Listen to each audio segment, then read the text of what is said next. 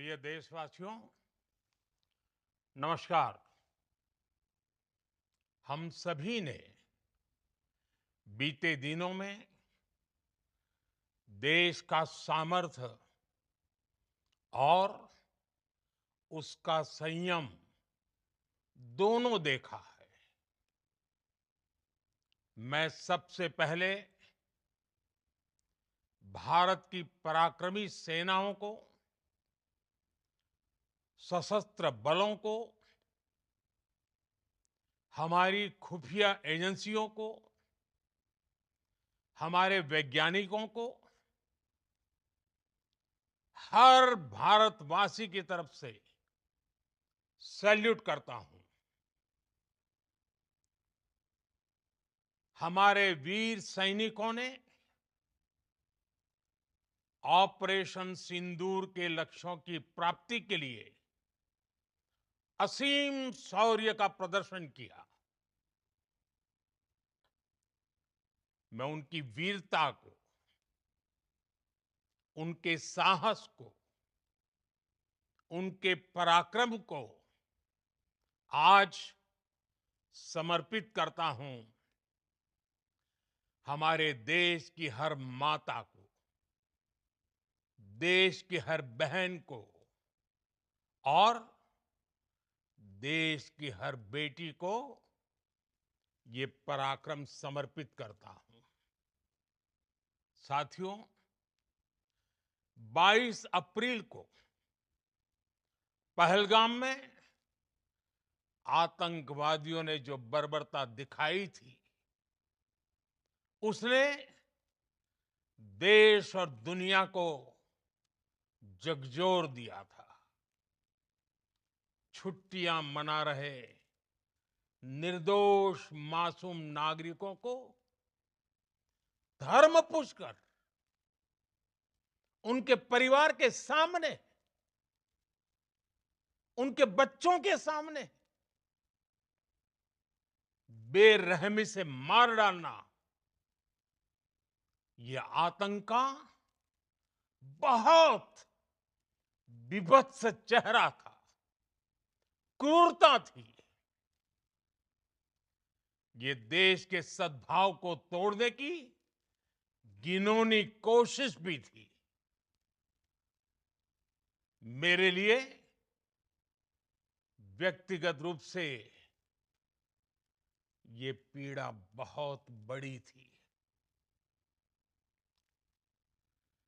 इस आतंकी हमले के बाद सारा राष्ट्र, हर नागरिक, हर समाज, हर वर्ग, हर राजनीतिक दल एक स्वर में आतंक के खिलाफ कड़ी कार्रवाई के लिए उठ खड़ा हुआ। हमने आतंकवादियों को मिट्टी में मिलाने के लिए भारत की सेनाओं को पूरी छूट दे दी और आज हर आतंकी, आतंक का हर संगठन जान चुका है कि हमारी बहनों बेटियों के माथे से सिंदूर हटाने का अंजाम क्या होता है। साथियों, ऑपरेशन सिंदूर ये सिर्फ नाम नहीं है, ये देश के कोटि कोटि लोगों की भावनाओं का प्रतिबिंब है। ऑपरेशन सिंदूर न्याय की अखंड प्रतिज्ञा है।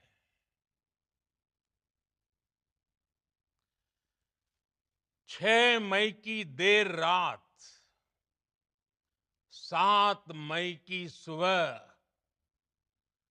पूरी दुनिया ने इस प्रतिज्ञा को परिणाम में बदलते देखा है।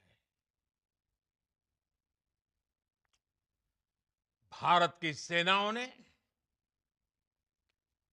पाकिस्तान में आतंक के ठिकानों पर, उनके ट्रेनिंग सेंटर्स पर सटीक प्रहार किया। आतंकियों ने सपने में भी नहीं सोचा था कि भारत इतना बड़ा फैसला ले सकता है। लेकिन जब देश एकजुट होता है, नेशन फर्स्ट की भावना से भरा होता है, राष्ट्र सर्वोपरि होता है, तो फौलादी फैसले लिए जाते हैं, परिणाम लाकर दिखाए जाते हैं। जब पाकिस्तान में आतंक के अड्डों पर भारत की मिसाइलों ने हमला बोला, भारत के ड्रोन्स ने हमला बोला, तो आतंकी संगठनों की इमारतें नहीं, बल्कि उनका हौसला भी थर्रा गया।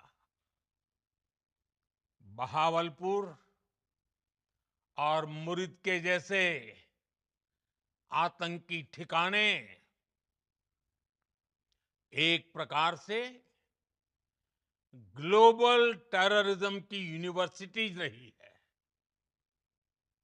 दुनिया में कहीं पर भी जो बड़े आतंकी हमले हुए हैं, चाहे 9/11 हो,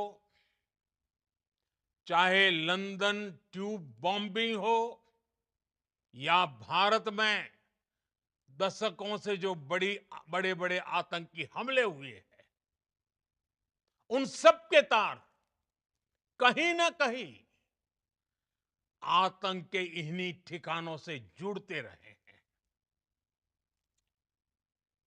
आतंकियों ने हमारी बहनों का सिंदूर उजाड़ा था, इसलिए भारत ने आतंक के ये हेडक्वार्टर्स उजाड़ दिए। भारत के इन हमलों में 100 से अधिक खूंखार आतंकवादियों को मौत के घाट उतारा गया है। आतंक के बहुत सारे आका बीते 2.5-3 दशकों से खुलेआम पाकिस्तान में घूम रहे थे, जो भारत के खिलाफ साजिशें करते थे। उन्हें भारत ने एक झटके में खत्म कर दिया। साथियों, भारत की इस कार्रवाई से पाकिस्तान घोर निराशा में गिर गया था, हताशा में गिर गया था,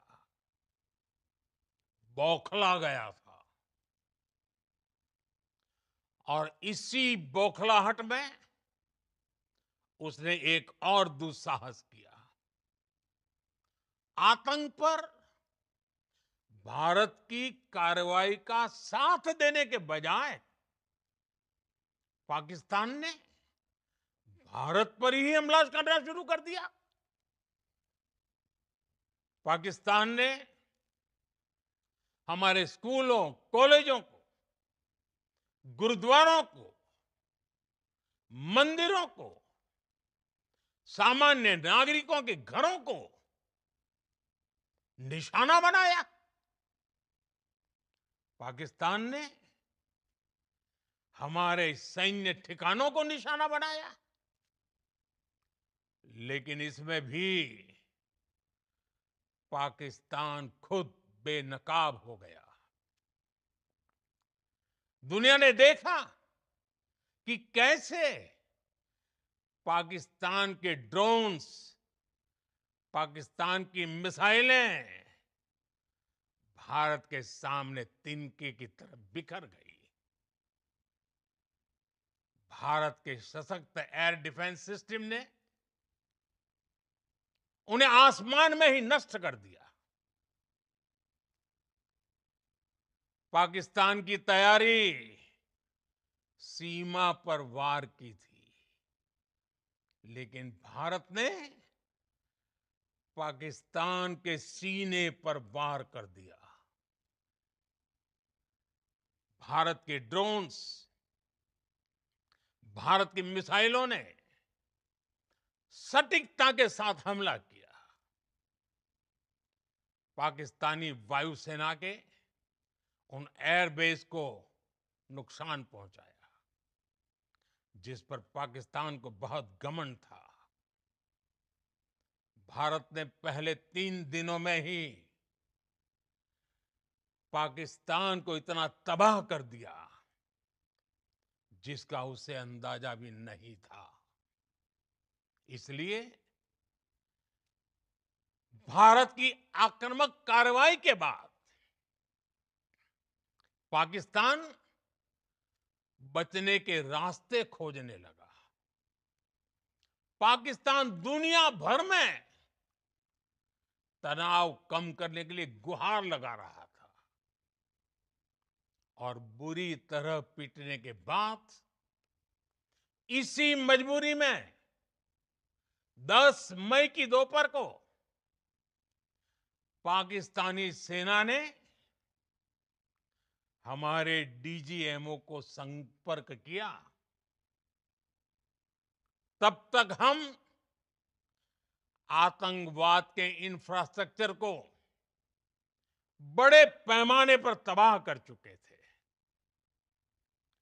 आतंकियों को मौत के घाट उतार दिया गया था। पाकिस्तान के सीने में बसाए गए आतंक के अड्डों को हमने खंडहर बना दिया था।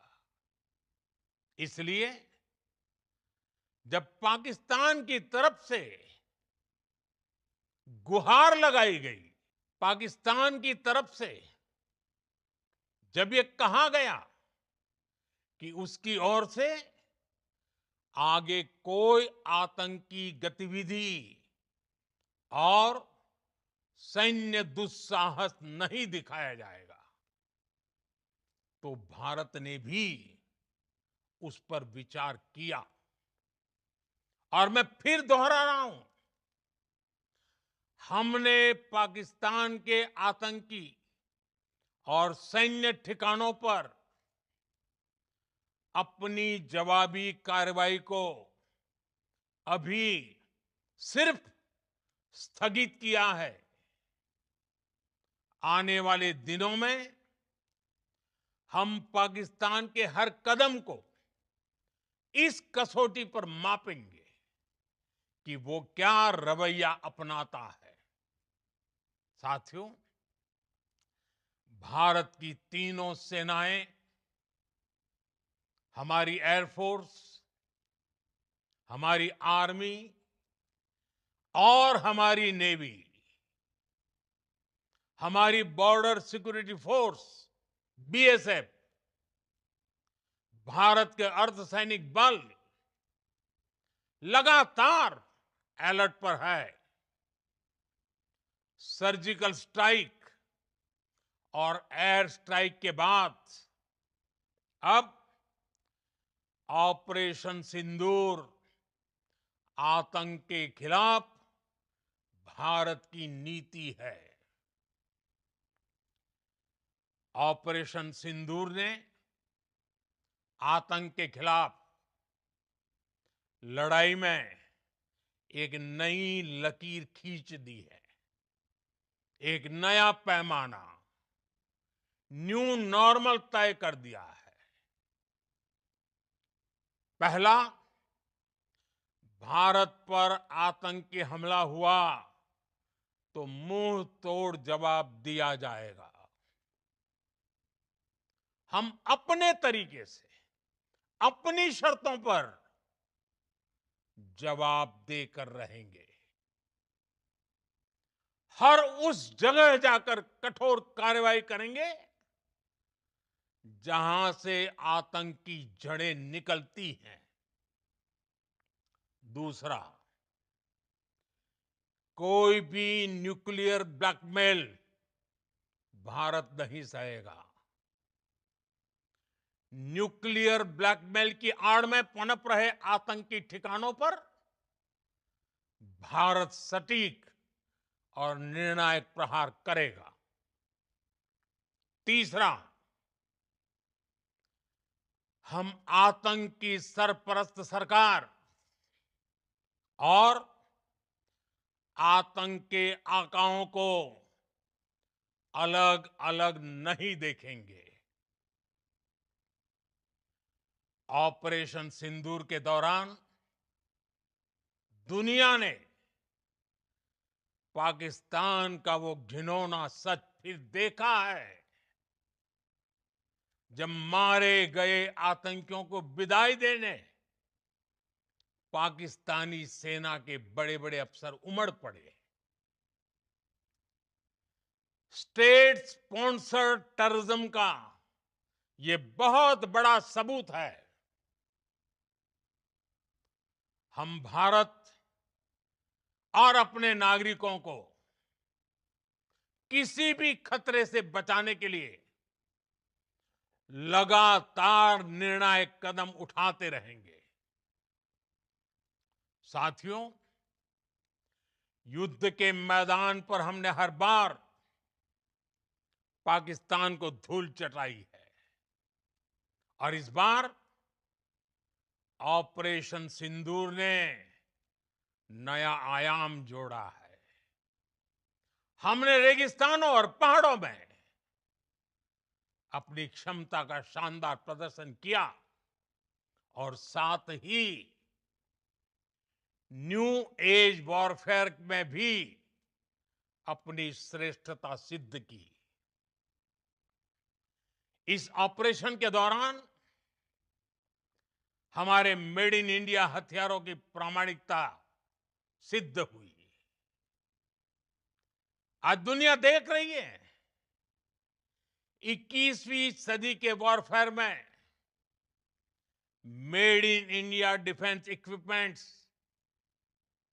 इसका समय आ चुका है। साथियों, हर प्रकार के आतंकवाद के खिलाफ हम सभी का एकजुट रहना हमारी एकता, हमारी सबसे बड़ी शक्ति है। निश्चित तौर पर ये युग युद्ध का नहीं है, लेकिन ये युग आतंकवाद का भी नहीं है। टेररिज्म के खिलाफ जीरो टॉलरेंस, ये एक बेहतर दुनिया की गारंटी है। साथियों, पाकिस्तानी फौज, पाकिस्तान की सरकार जिस तरह आतंकवाद को खाद पानी दे रहे हैं, वो एक दिन पाकिस्तान को ही समाप्त कर देगा। पाकिस्तान को अगर बचना है तो उसे अपने टेरर इंफ्रास्ट्रक्चर का सफाया करना ही होगा।